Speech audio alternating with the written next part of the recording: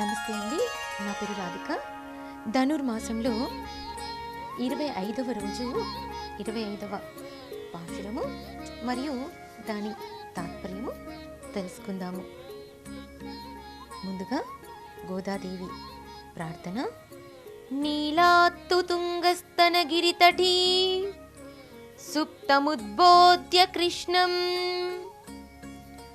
పారార్ధ్యం స్వం శ్రుతిశతశిర సిద్ధమధ్యాపయంతి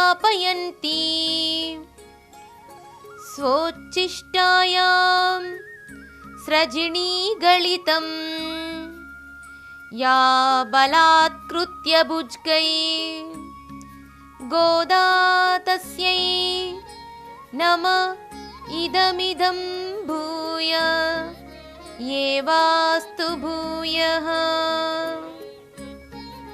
25వ పాశురము. ஒருத்தி மகனாய் பிறந்தோ ஓரிரவில் ஒருத்தி மகனாய் ஒளித்து வளரா தரிக்கிலானாகித்தான்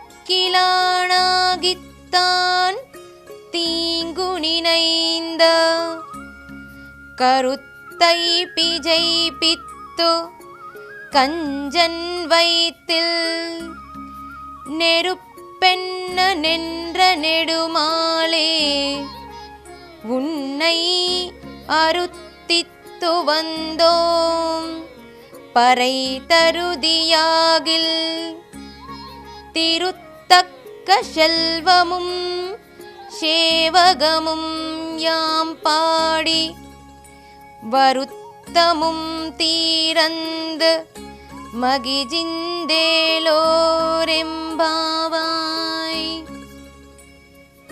తాత్పర్యం.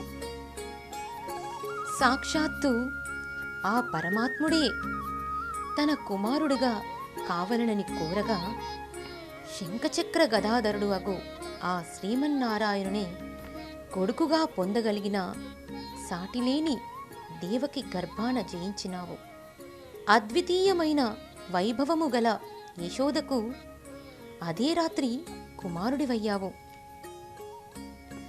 దుష్ట కంసుని కన్ను పడకుండా పెరిగినవాడా, అట్లు పెరుగుచున్న నిన్ను చూసి సహించలేని దుష్టభావంతో నిన్ను చంపవలనని కంసుడు సకల ప్రయత్నాలు చెయ్యగా ఆ ప్రయత్నాలను అన్నింటినీ వ్యర్థము చేసి వాని కడుపులో బడభాగ్నివైనావు.